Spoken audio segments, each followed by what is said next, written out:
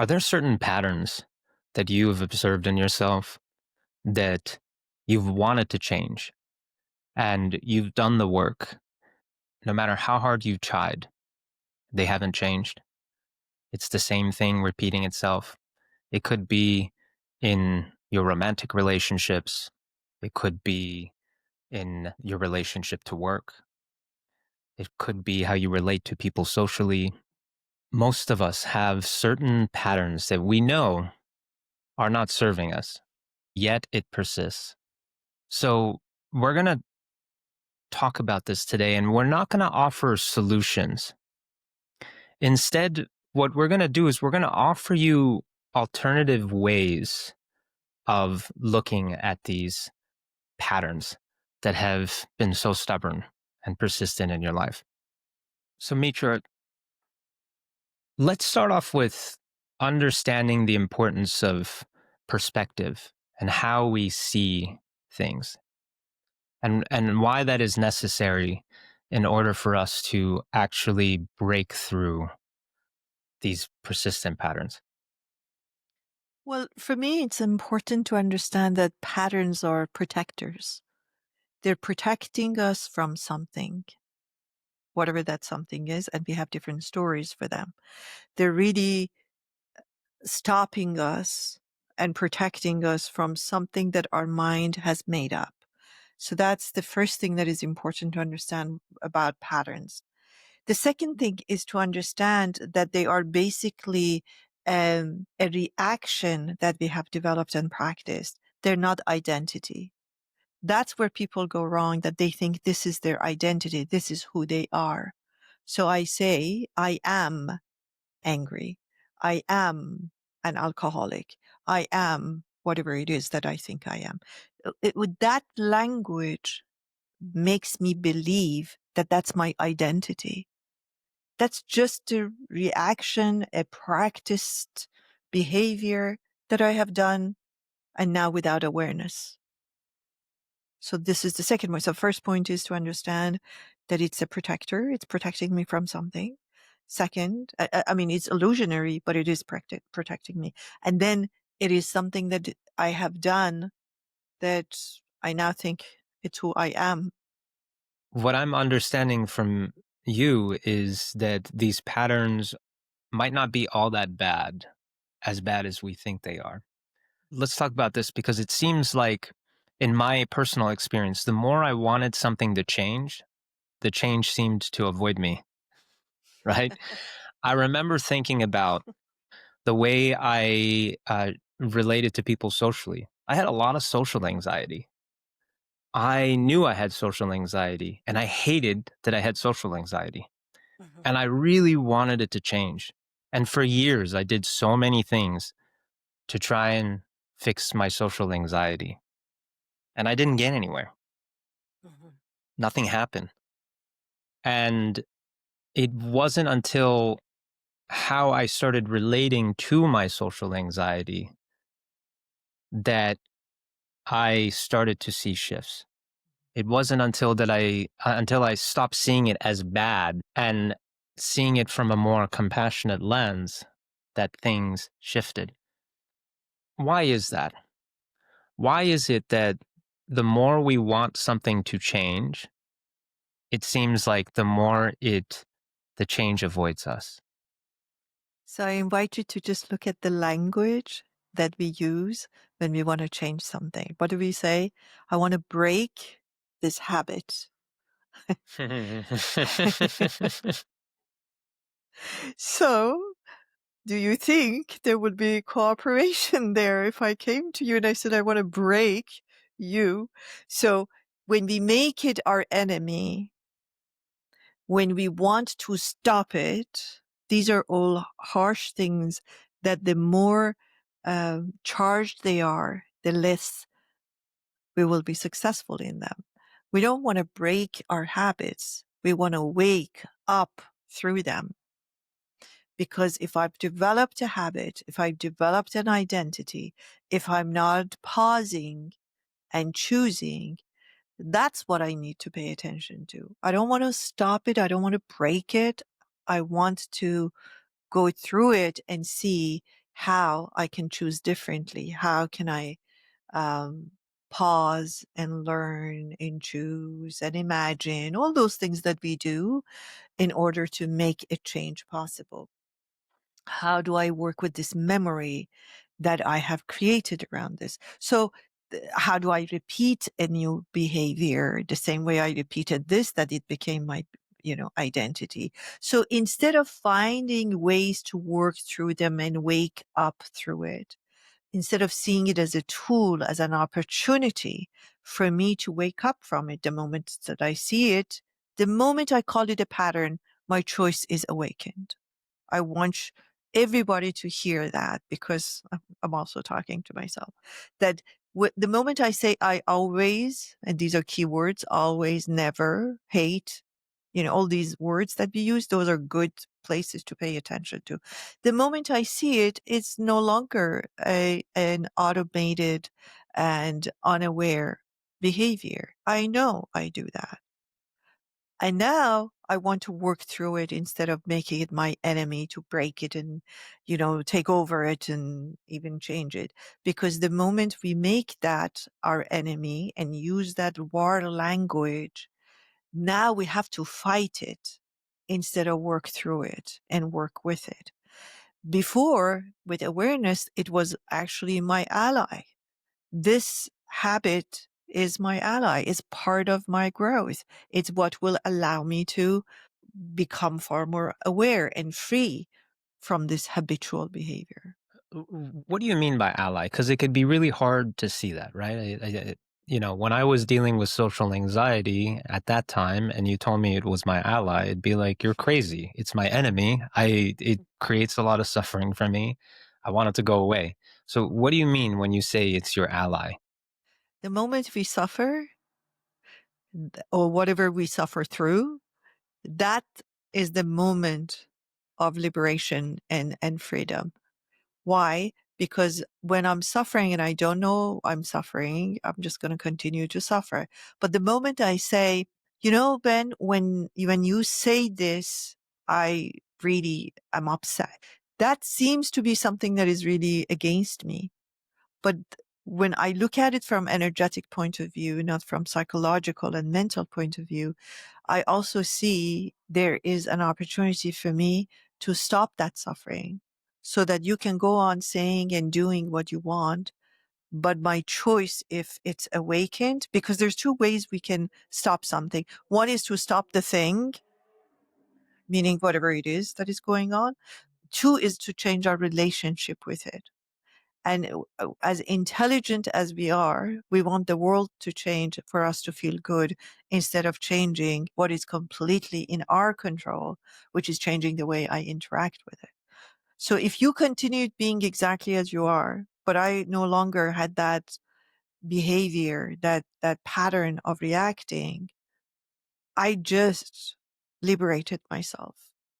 So, what we're talking about here is how we can see these things from a different perspective, from a different lens. Yes. And this Opportunities. is this is really important, because if what we've been doing, if how we've been looking at our pattern over the last however many years we've been dealing with it has not been working for us, then it would serve us to see it from another perspective, from another lens. And that's what you're opening up here.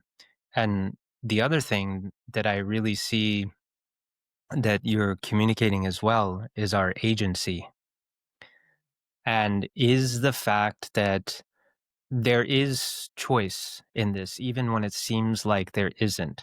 This is really crucial when I think about my own experience and what it took in order for me to break free. I'm using break free, but to transcend, let's say, the patterns, is really truly understanding and accepting that I am responsible for my inner reality. Mhm. Yes. And this can be hard to do. This can be really hard to accept, Mhm. especially when I thought about, um, well, I didn't choose the upbringing that I had. I didn't choose the experiences that I had when I was a kid, when I didn't have that choice. And, Mhm. I didn't choose to be bullied. I got bullied, right? and I deal with social anxiety now. How are you telling me that I am responsible? It's a great question. And I think the question of how am I responsible is a really, really powerful question. But we have to be Mhm, willing to ask that question mhm. and to earnestly want to get an answer. Yes. And it's one of the Responsible is first most different. important questions, right? So Yes. But responsible is different than blamed for, or it's my aha, thank you for fault. clarifying. Claire, thank you for clarifying that. Mhm. Can you? We've brought it up on previous episodes, but can you re-clarify it here? Yeah, because again, it's the language that is very important in this journey. Very important. Language is important. Why?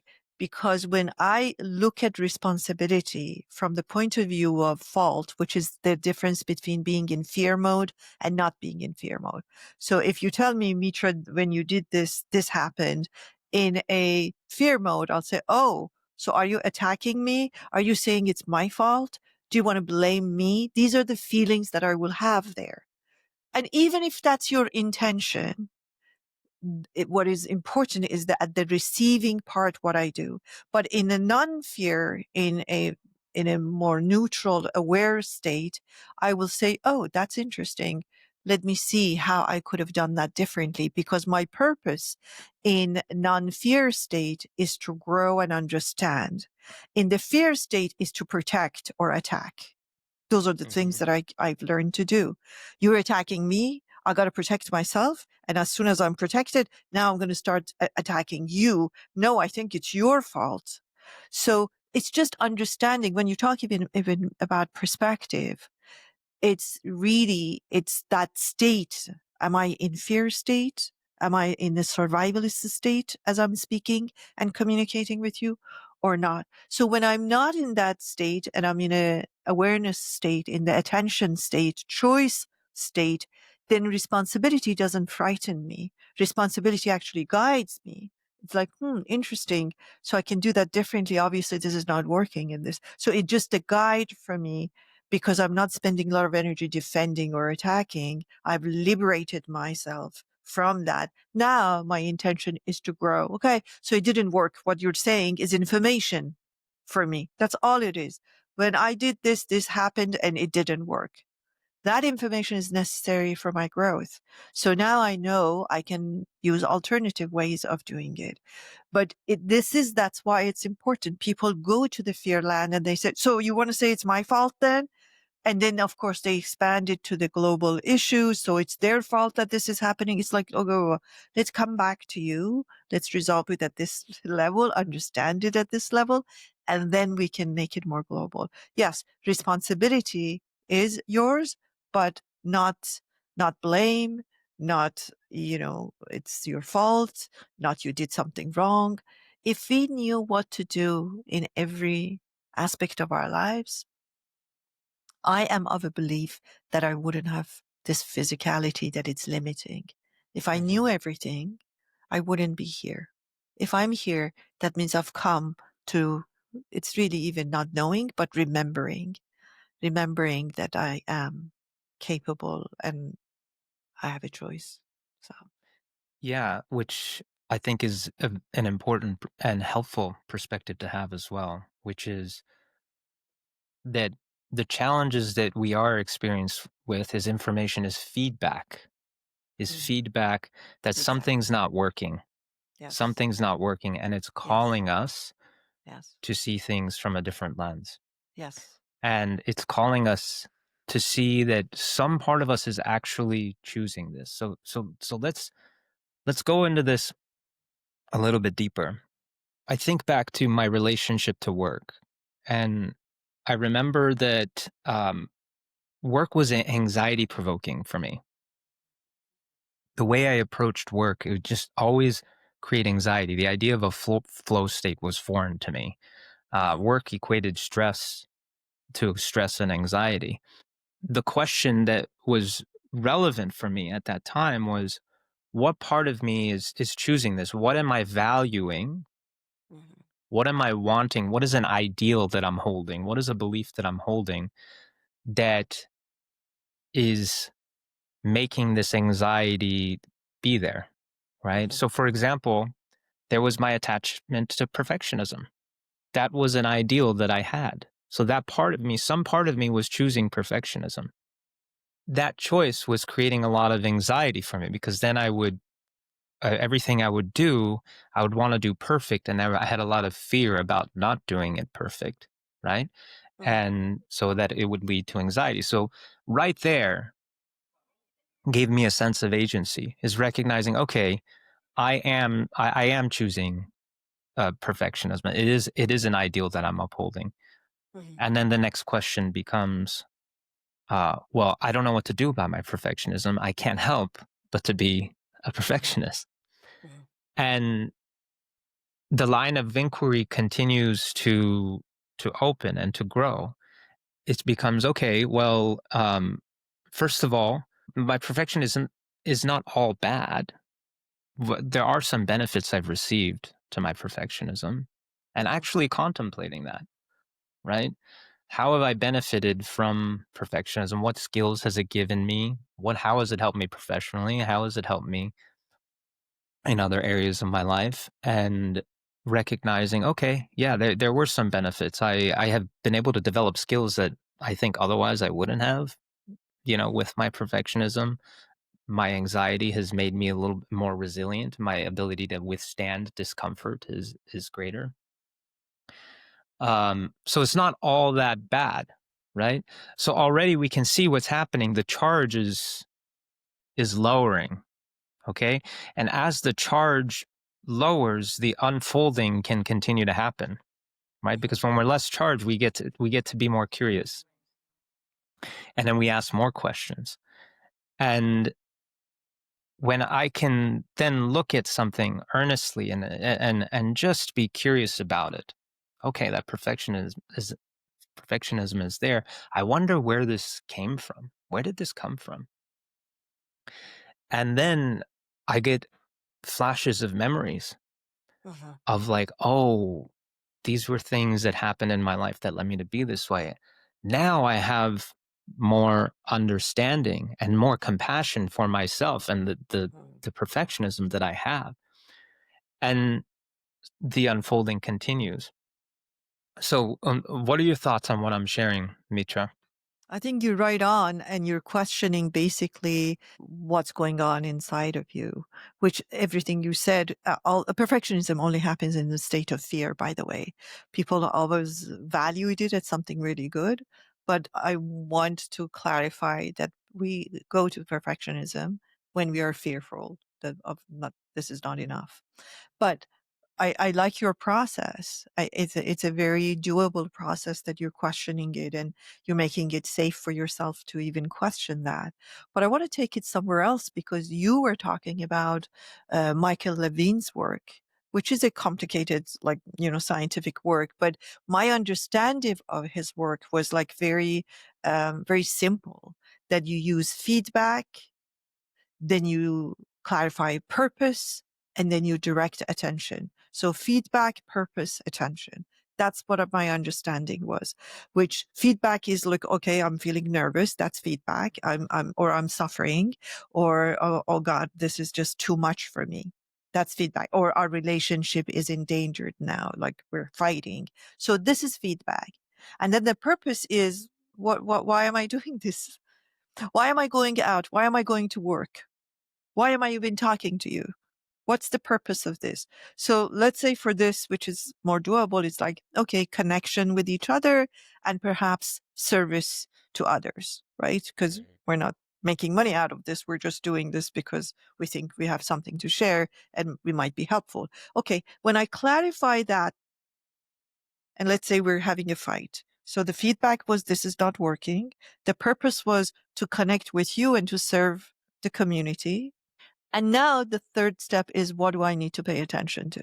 This might be that shortcut, if you like, with the new things that are happening in the world of science and different ways of looking at science even and bringing wisdom and science together. These may be the shortcuts that we can use that use it as a feedback. I'm not feeling good. I'm suffering. Two is like, why am I doing this? What was the purpose of this in the first place? And then through that comes a lot of clarity. If my purpose is to connect with you, why am I defending and attacking that? Mm, And mhm. I'm not saying that it always needs to be connection. It may be that I'm actually defending. I may be standing in the courtroom and I may want to, but clarifying that. What is the purpose of this talk? Because when we don't clarify that, when I don't know the purpose of this, the intention of this, then I'm always attacking because I'm in fear land. So when I clarify that, I say, oh, okay. So how do I connect? Let me be more authentic. It's okay if this happened, and let me talk like this and be like very clear about what I want. So intention clarifies, and then that guides my attention, because I was in the fear land trying to attack and defend, and now I'm saying, okay, let's regroup, as they call it in the psychological world. Let me just, okay, center myself, pause, and say, okay, let's begin again. And that didn't go very well. So it's really interesting that you brought up Michael Levin's work. And for those of you listening who don't know Michael Levin, he is a scientist out of Tufts University who's doing incredible work and he has already proven that intelligence does not only exist in the brain, but exists in the cells. And that cells and molecules, even, they have memories, feedback mechanisms, that they have goals. They actually have individual goals and they have collective goals that they share. If you're a rational minded person, I encourage you to actually check out his work because it helps you see how science is proving some of these principles that we are talking about. And when you can see that, it can then help open up more inquiry for you. So Mitra, on the point about feedback, this has been so important on my journey, which is a willingness to listen to the feedback. The feedback can be really uncomfortable sometimes. We tend to react to the feedback that we're getting, right? So going back to the example of my social anxiety, the anxiety feels uncomfortable. It's very uncomfortable. My tendency was to react to it, to do something to try and fix it or distract myself from feeling it. There came a point where I just was like, okay, what if I sit with this discomfort a little bit more and I just look at it? That was really crucial for me to be willing to receive that feedback and to see what that discomfort is actually telling me. What does it have for me? Mitra, what are some of the common ways you've seen people escape the feedback? Things that they do that actually prevent them from receiving the feedback. Judgment. Judgment is one of the key ways that we skip the feedback. Judgment about who? Either I judge you and just say that, like, you're just not a good communicator. That's why this problem started. Or if it's the feedback internal, we we personalize it. We say, I am that, meaning I don't have a choice. I'm just a nervous person. My father was nervous. My grandfather was nervous. My great great grandfather was nervous. Hence I'm nervous. So we accept it as identity. That's a judgment, except the judgment is about me. So judgment is one of the ways that we cover up the feedback. And what's happening is I believe, whether consciously or unconsciously, that changing this behavior is more costly to me than experiencing this. And whenever I tell people you have a choice, they say, but it's very hard. And my answer always is, it's harder to stay this way, believe me, because you're suffering. It's harder this way. So again, language here. My invitation to people is that it is not something I have practiced. Not that it is hard. It's unfamiliar, not hard. Language, as you can see, the way I'm going at it, is extremely important in the way we see our habits, the way we want to, wake up through them, and the way we go through this process.